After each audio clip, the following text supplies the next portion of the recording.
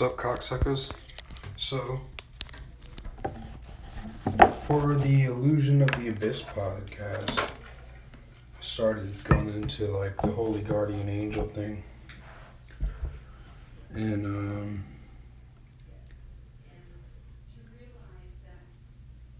Crowley said that the first matter of the great work, and in fact the whole great work in itself, is knowledge and conversation with the Holy Guardian Angel. Now, you had the Born This Right that S.L. McGregor's and Crowley wrote in The Golden Dawn. And I think Crowley has his own, with his own little weird thelemic pantheon. But before that, in the Greek magical papyri, there's the Headless Right by Zhu, the hieroglyphicist. And that's the right that I will be using. And then I have a friend, his name is Azariel.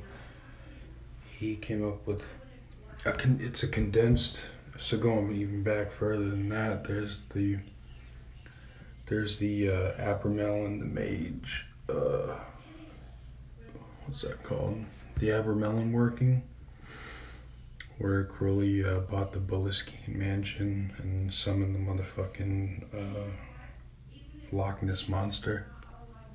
But anyways, what this is doing is it's theurgy kind of with your higher self, and the Greeks called it the daemon.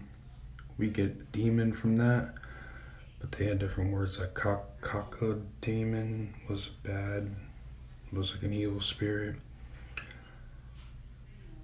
Galgo demon. I lost my notes today. And here's the thing is, I'm sorry, we're talking about the etymology of it.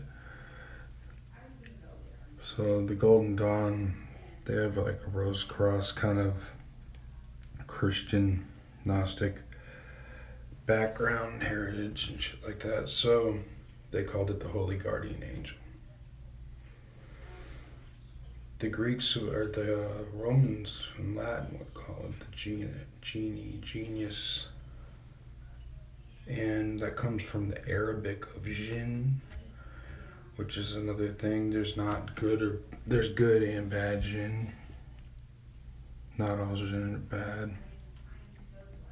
They're demons, or daemons, spirits.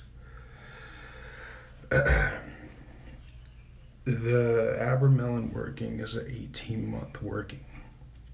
And it's like pure chastity, strict diet, a monastic life of just devotion and prayer until something finally breaks through. Also, you do goetic evocations and try to master evil spirits and shit like that. It's pretty intense. My friend Azariel made a condensed version of that, and I think that version would absolutely work. Through the reason people would flagellate themselves with the fucking whips and shit, like people living in like monks in like the medieval times, it was considered holy to do that. And I've been preparing for this, it's a 7-day ritual, kind of a flagellation of the soul. What you do is, you refer semen retention, both male and women. Women squirt too. So you keep your fluids to yourself. That's like the first matter of the source, is that you gotta prepare for that. Couple months of semen retention, 2 to 3 months. What I've been doing is I meditate outside. I always do it by a tree. There's a specific tree I do it by. I sun gaze every morning. I've been experimenting. You want to get to an altered state of consciousness. That's what it's all about. Why you would flagellate yourself, the pain would make you fucking start. You would alter your consciousness, and that's where the other side lies. So, I'm about to take an ice bath. So this is what's going on.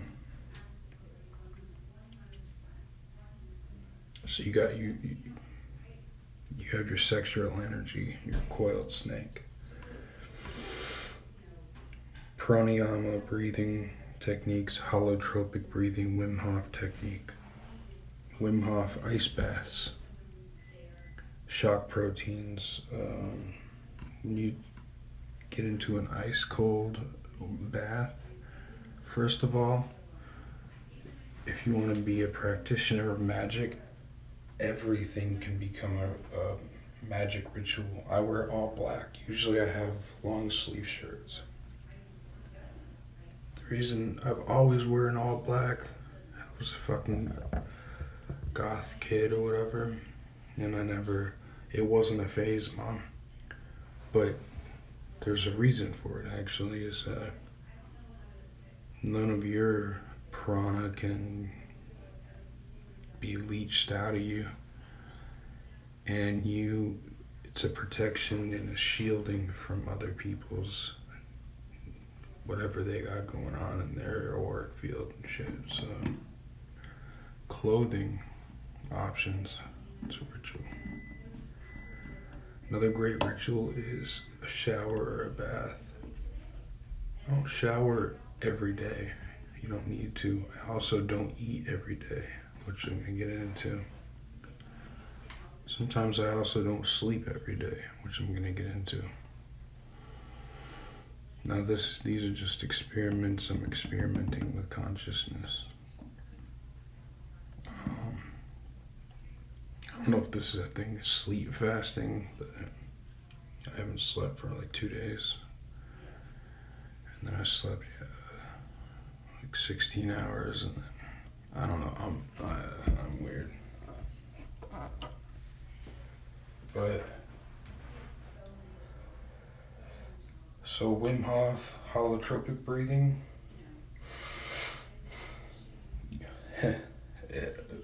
This is a trip, man. Pranayama.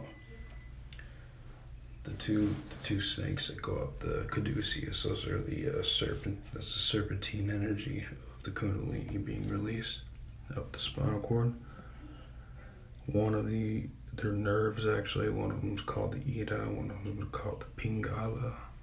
Pingala connects from your perineum to your third eye. That's from your sexual regenerative organs to your Pingala to your pineal gland, and then the Ida from their perineum to your pituitary gland.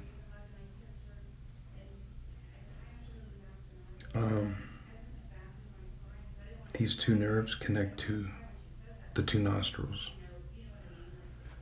In the Vedic medicine, the Hindu, Indian medicine, they'll check how you're breathing.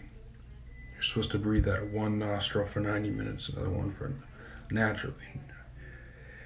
And they can tell certain things about your health by the way you're breathing through your nose. Which nose blocked up, shit like that. So there's some pranayama breathing techniques where you only breathe out of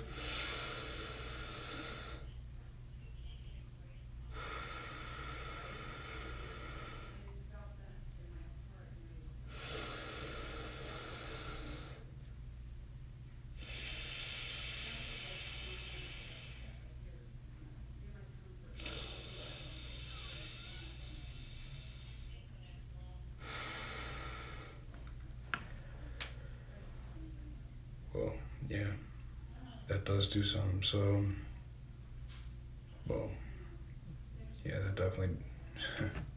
So, if you do that, there's all kinds of weird breathing techniques, and there's like fire breath where you, and you're creating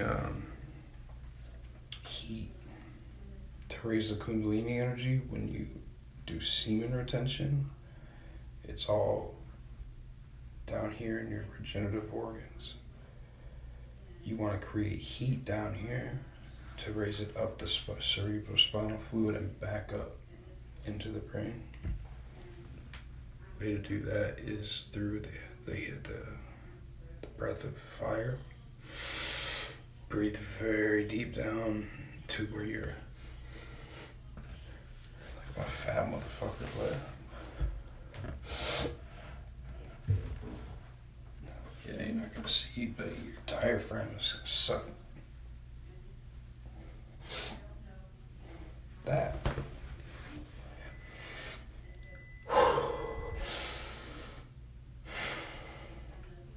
You're not supposed to breathe out of the mouth either. So it's like you have to have a lot of control. It's a lot of practice. So I've been doing that out in the sun. I live in Florida. I'm a ginger. And I've been doing it for the past 3 days. I haven't slept for 2 or 3 days, and I'm fasting. People make a big deal out of fasting. I don't eat sometimes for 2 days, 3 days. I don't think that humans were meant to eat that much. We don't need to eat a meal a day. I find a lot of times it just makes you slow, groggy, whatever. I don't think I ate for 4 or 5 days. I don't keep track. Like, it's not fasting isn't a big deal for me. Also, I have weight, so. So I was saying shock proteins, taking ice baths. You get into it.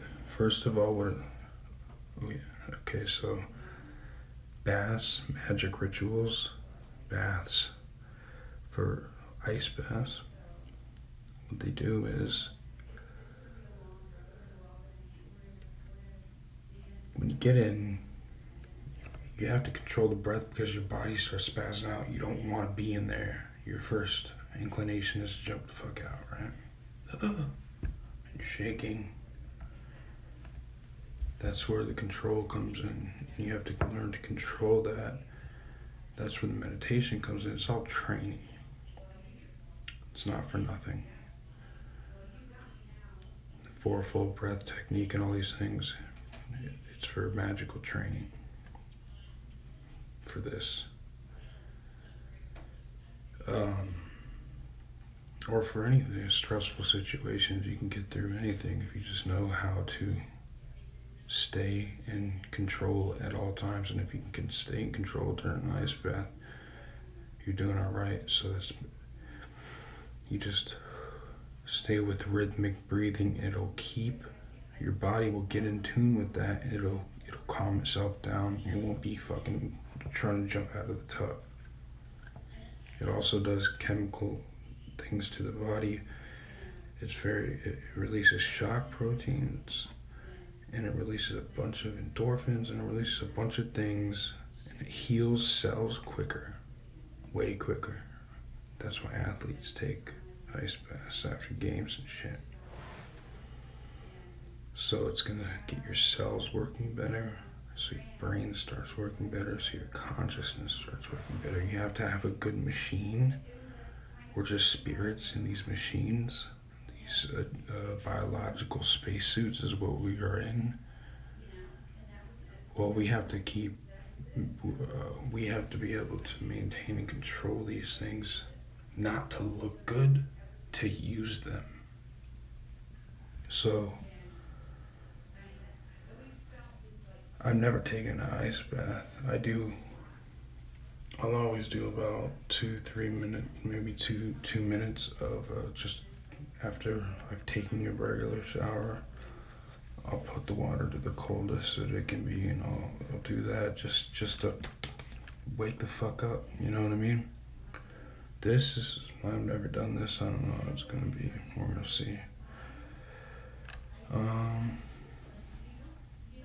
And this is just training. What the ritual involves is a Saturn's day to a Saturn's day, 7 days Saturday to a Saturday.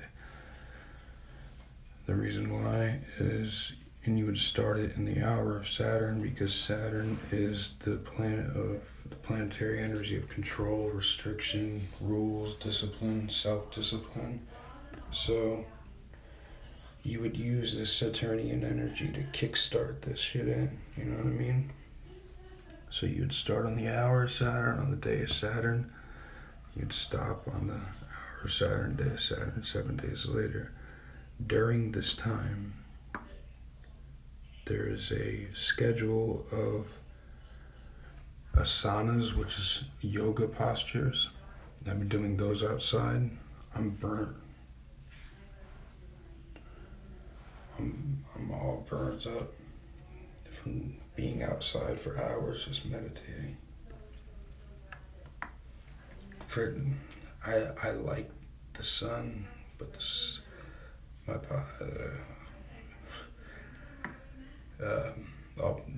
the freckles for gingers fucking usually turn into, some of them turn into like skin cancer. So I got that. I don't even need tarot cards for that.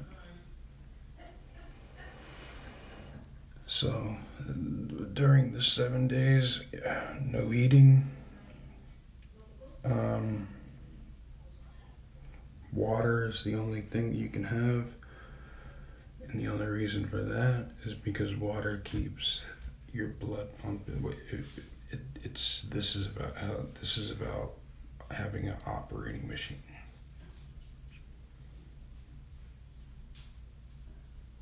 It's not about sustenance. Well, it is, but no eating. No fucking juice, no nothing.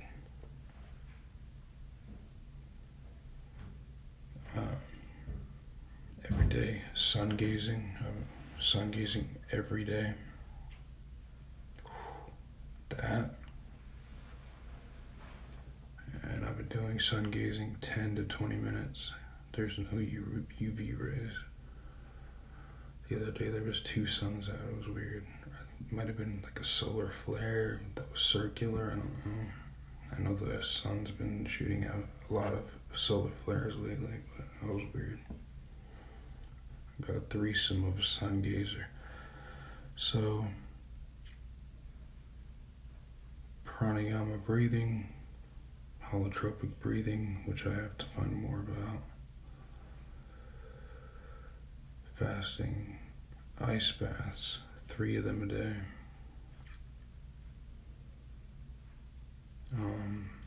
And the rest of the time is ritual, ceremonial ritual, magic. It would be doing planetary hexagrams in their hours. And I mean, you can just from the heart just pray to yourself or your holy guardian angel and make contact. You can do that too. But for me, I would be doing just rituals, and then you would do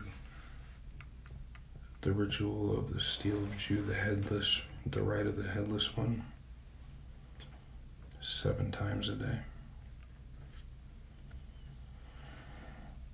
So, am I missing anything there? Probably am, but let's get this shit started now. That'll be funny. Because I'm super sensitive right now.